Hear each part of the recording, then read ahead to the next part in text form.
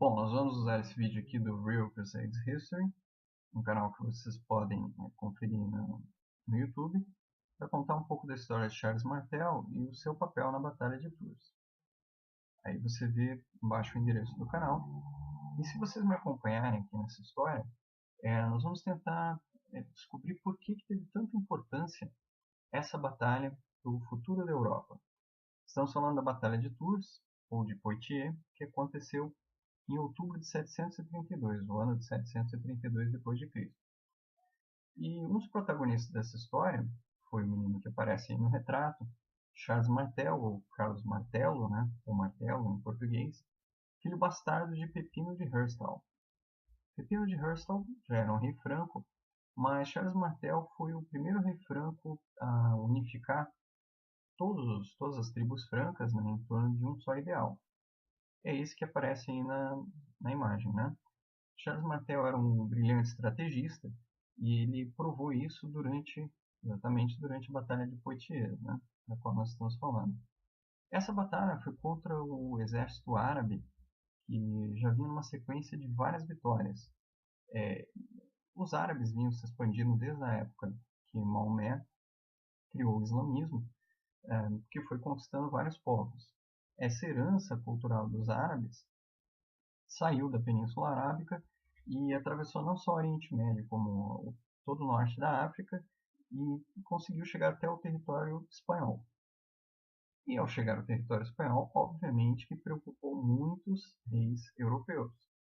Esses reis europeus pensavam que Abd al-Rahman, que comandava os árabes, não só tinha conquistado com facilidade a Espanha, como poderia ameaçar todo o resto da Europa. E o que os francos iriam fazer então para conter essa expansão? Bom, o grande estrategista Charles Martel pensou: nós temos uma vantagem. Nós conhecemos o nosso território e os árabes vêm em nossa direção. Então o que eles pensaram? Vamos usar disso, do nosso conhecimento do território, para contra-atacar esses árabes.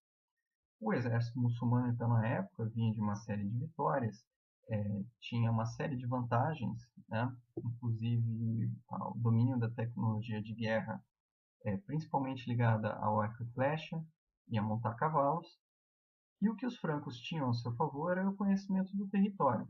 Então, eles se colocaram nas partes mais altas da cidade de Poitiers, onde aconteceu essa batalha, e resolveram ficar à espera dos árabes. O que os árabes fizeram então?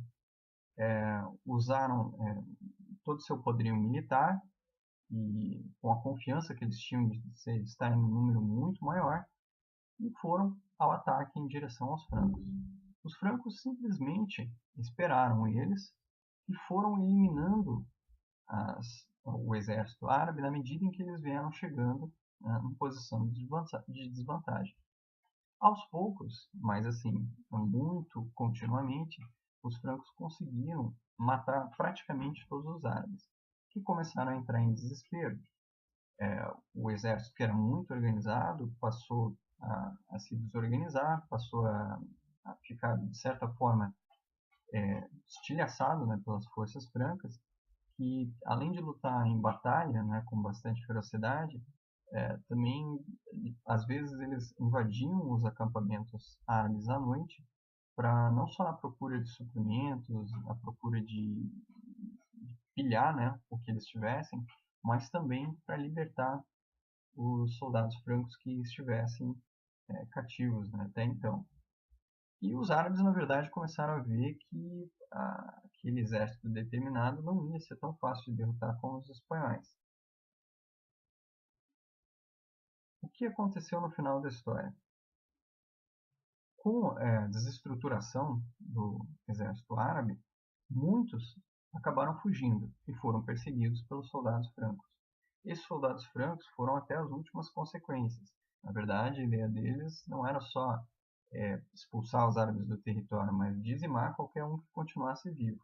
Então, vocês imaginam que sobreviventes foram poucos. E a vitória, claro, foi uma vitória conquistada por Charles Martel, que se tornou, na Europa, o herói da resistência, uma figura extremamente poderosa. Criaram-se, inclusive, lendas a respeito dele. E dessa maneira, o que aconteceu? Com a expulsão dos árabes do território dos francos, não só foi detido o expansionismo árabe muçulmano, como também foram resgatados os valores cristãos, que foram fundamentais para construir a identidade da Europa nos próximos séculos. E Charles Martel ficou célebre, né, não só pela vitória da Batalha de Poitiers, como passou para a história como um grande estadista.